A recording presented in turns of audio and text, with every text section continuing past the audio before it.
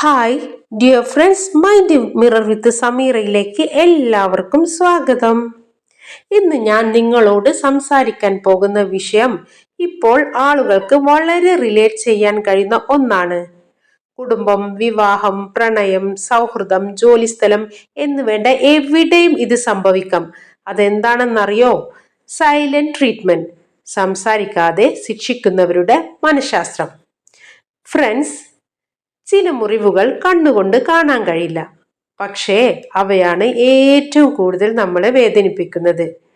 ആരെങ്കിലും നിങ്ങളോട് വഴക്കിടുകയാണെങ്കിൽ നിങ്ങൾക്ക് മറുപടി പറയാം, പക്ഷേ അവർ പെട്ടെന്ന് സംസാരിക്കുന്നത് നിർത്തിയാൽ, നിങ്ങളുടെ മെസ്സേജുകൾ കണ്ടിട്ടും മറുപടി തരാതിരുന്നാൽ, നിങ്ങളുടെ മുറിയിലേക്ക് കയറുമ്പോൾ നിങ്ങൾ അവിടെ ഇല്ലാത്തവരെ പോലെ പെരുമാറിയാൽ, ആ നിശബ്ദതയ്ക്ക് ഒരു പേരുണ്ട്: സൈലന്റ് ട്രീറ്റ്മെന്റ്. ഇന്ന് നമുക്ക് മനസ്സിലാക്കാം എന്തുകൊണ്ടാണ് ചിലർ ഈ രീതിയെ തിരഞ്ഞെടുക്കുന്നത് എന്ന്. അത് മറ്റൊരാളുടെ മനസ്സിനെ എങ്ങനെ ബാധിക്കുന്നു എന്നും അതിനെ എങ്ങനെ നേരിടാമെന്നും നമുക്ക് നോക്കാം. സൈലന്റ് ട്രീറ്റ്മെന്റ് എന്നത് കുറച്ച് സമയം ഒറ്റയ്ക്കിരിക്കാൻ ആഗ്രഹിക്കുന്നതല്ല. വഴക്ക് കഴിഞ്ഞ് ശാന്തമാകാൻ കുറച്ച് സമയം എടുക്കുന്നതുമല്ല. ഇവിടെ ഉദ്ദേശം വേറെയാണ്. അതെന്താണെന്ന് വെച്ചാൽ, ഒരാളെ വേദനിപ്പിക്കാനും കുറ്റബോധത്തിലാക്കാനും അവരെ നിയന്ത്രിക്കാനും ഉള്ള സംസാരിക്കാതെ ഇരിക്കുന്ന രീതിയാണിത്. പുറമെ നിന്ന് നോക്കുമ്പോൾ ഒന്നും സംഭവിക്കാത്ത പോലെ തോന്നും, പക്ഷേ ഉള്ളിൽ അവരുടെ മനസ്സ് തകർന്നുകൊണ്ടേയിരിക്കാം. ഫ്രണ്ട്സ്, എന്തുകൊണ്ടാണ് ഇത് ഇത്ര വേദനിപ്പിക്കുന്നതെന്നറിയോ? മനുഷ്യൻ ഒരു സാമൂഹിക ജീവിയാണ്. നമ്മളെ കേൾക്കുകയും അംഗീകരിക്കുകയും ചെയ്യണമെന്ന് ഓരോ മനസ്സും ആഗ്രഹിക്കുന്നു.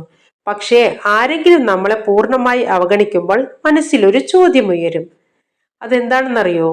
ഞാൻ എന്തെങ്കിലും തെറ്റ് ചെയ്തോ? അവർ എന്നെ വെറുക്കുന്നുണ്ടോ? ഞാൻ ഇത്രയ്ക്ക് മോശമുള്ള ആളാണോ?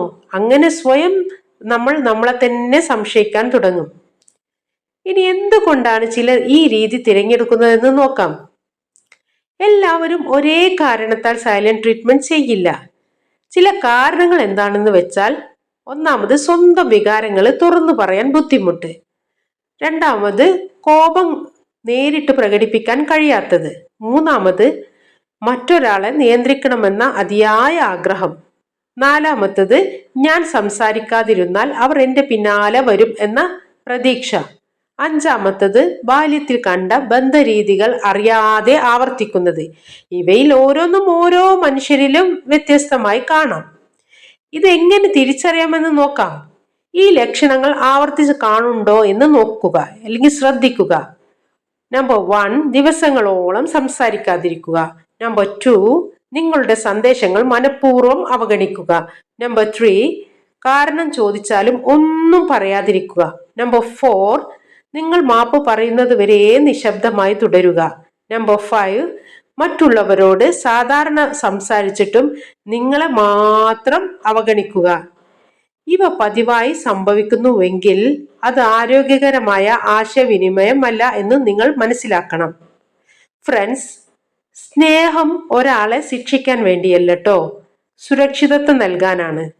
സംസാരിക്കാതെ ഇരിക്കുന്നത് ചിലപ്പോൾ ശാന്തതയായിരിക്കാം, പക്ഷേ മറ്റൊരാളെ വേദനിപ്പിക്കാനോ നിയന്ത്രിക്കാനോ വേണ്ടിയിട്ടുള്ള നിശബ്ദത ആരോഗ്യകരമായ ബന്ധത്തിന്റെ അടയാളമല്ല. നിങ്ങളുടെ വികാരങ്ങൾക്ക് വിലയുണ്ട്. നിങ്ങളെ കേൾക്കാൻ തയ്യാറുള്ള ബന്ധങ്ങളാണ് നിങ്ങളെ വളർത്തുന്നത്, അല്ലാതെ ഭയത്തിൽ ജീവിക്കുന്ന ബന്ധങ്ങളല്ല. Okay, it's me Sameera, mind mirror with Sameera. നിങ്ങളുടെ മനസ്സിന്റെ കണ്ണാടിയിൽ വീണ്ടും കാണാം. അതുവരേക്കും ബൈ. Thank you.